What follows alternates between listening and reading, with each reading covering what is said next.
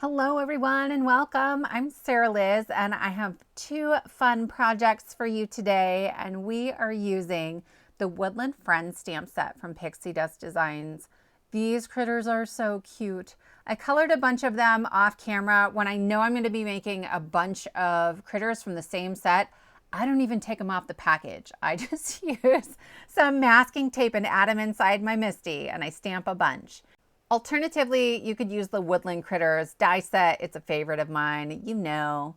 We're also going to use the snow globe die set. I am a huge champion of a snow globe for every season. And then this is the clouds and grass slimline die set that I meant to use and completely forgot to add into our globe, but that's okay. We'll save it for something else.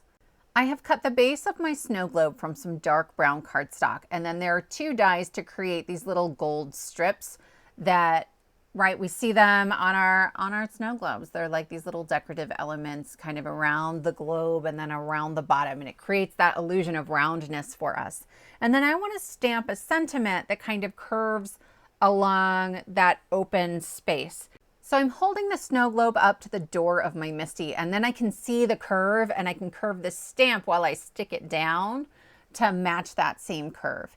Take your time as you're sort of lining that up with the inside of the door and laying it down on the inside of your Misty. I used a sticky mat to kind of grab onto that, and I could see that it was a little bit crooked, but I don't know why I didn't move it. I didn't. It's fine. It's okay. It's nearly straight. I might spend more time on it next time.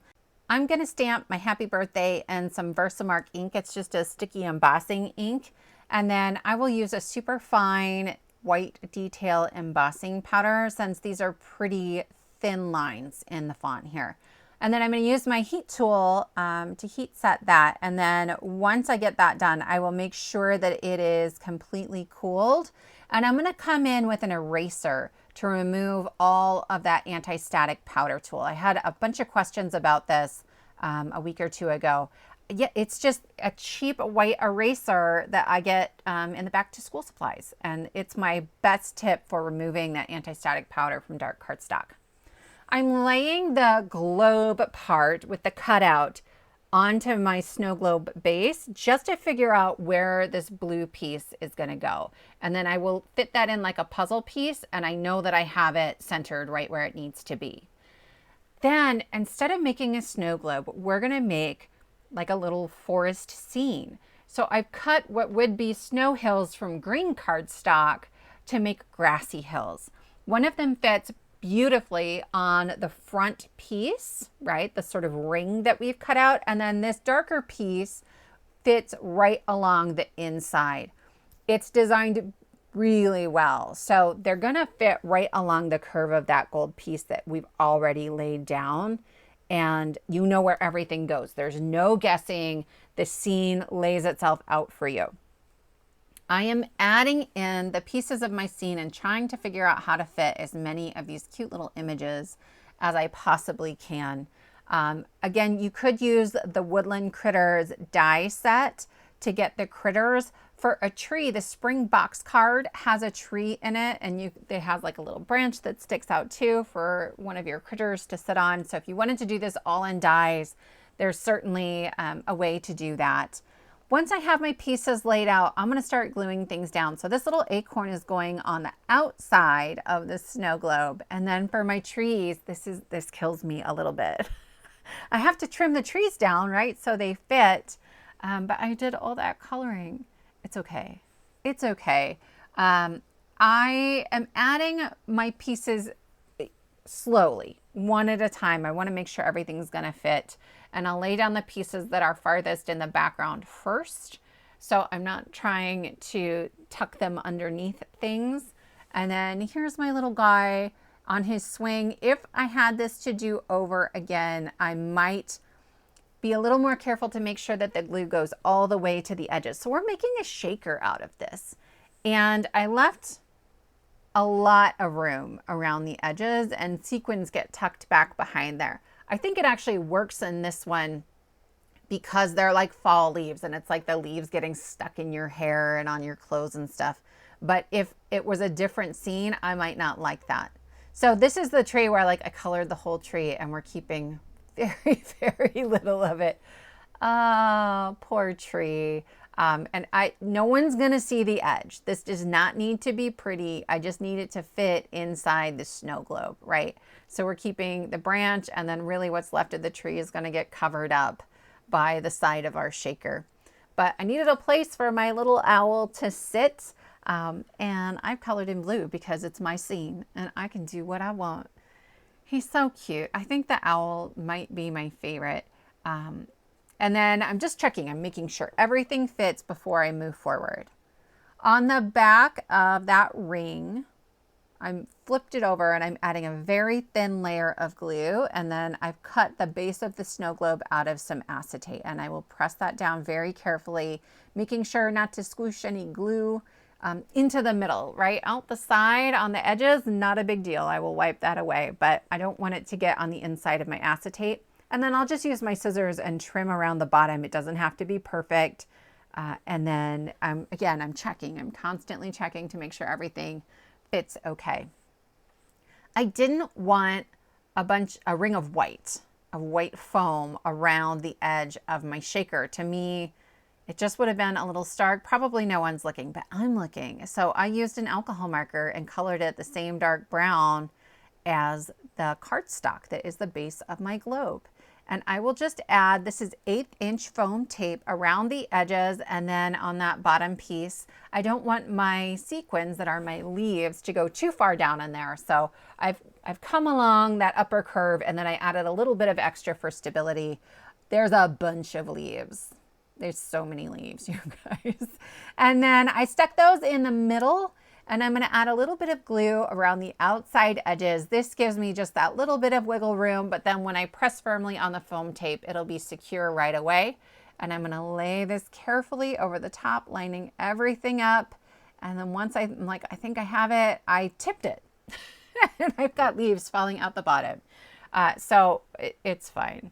I'm gonna press that down, shake, shake, everything's moving the way it's supposed to, and you can see my little raccoon already has things stuck in his hair. I need to create a layer for my card. So I've put this in my scoreboard, and I'm coming in with some white cardstock to make sure that the tips of the bottom of the snow globe are in line with each other, that they're at the same level, so that when I score this at the top, I'm getting a straight score line instead of a diagonal score line. So that's my tip. When you have something that doesn't have a flat edge, yeah, just bring in a piece of cardstock and make sure that you find a symmetrical point. Make sure that's lining up. I'll use that score line to create a flap and add glue only onto the flap, and then I will line this up with the rest of my card. If I had this to do over, I might do this towards the beginning, so I'm not trying to press on top of acetate to secure that, but that's it. I just really love the idea of repurposing a snow globe. I've been imagining a card like this for a very long time. So I hope you like it. For our second project, we're going to make another little scene using the other images that I colored. This is tag B from Pixie Dust. And I have cut the base of the tag out of some light blue cardstock to create my sky. And then I cut the base again out of a scrap of green, and I'm just hand cutting a hill, like a little swoopy for my images to sit on. The first time I cut it, it felt too tall. This is not a huge tag. This is, I don't know, 2.5 inches-ish, somewhere between 2.5 and 3. And so I want to make sure that I'm leaving plenty of room for my sky. I brought in off camera some glitter cardstock that I had cut using the clouds from the slimline dies I showed you at the very beginning, but they were really too big for this, right? They would have fit beautifully in the snow globe had I remembered, but here it didn't work. The scale was wrong. So I'm just using my white gel pen and drawing in a couple of clouds here, and that fits the scene a little bit better. I'm going to use my wet glue, and I will just add my little grassy hill and then figure out where I want my 2 images to go. I think I want the mushrooms kind of behind my fox. That fox is so cute, you guys. I should also tell you, on a number of these critters, I wanted them looking in different directions. So I I colored over some of the white space with a black alcohol marker and just used a little dot of my white gel pen to change where they're looking. Okay, so if you get this stamp set and you're like, hers looked in a different direction, that's what I did. I do that with lots of stamps to kind of make it fit my scene a little bit better. Once I have those glued down, I also have a piece that I've cut with the base die from acetate.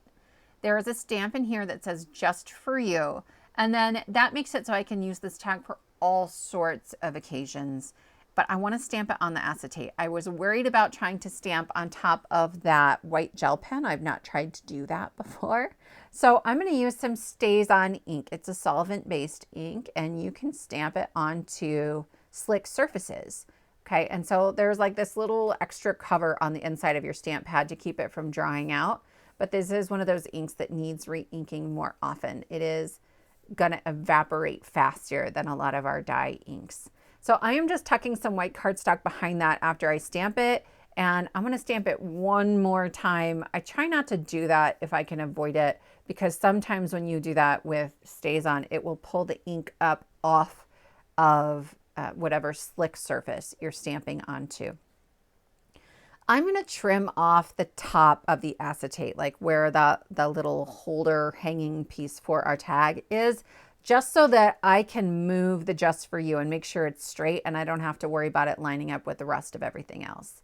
I've laid it straight onto my tag, and then I've added glue to the craft cardstock that is the ring, the frame for it.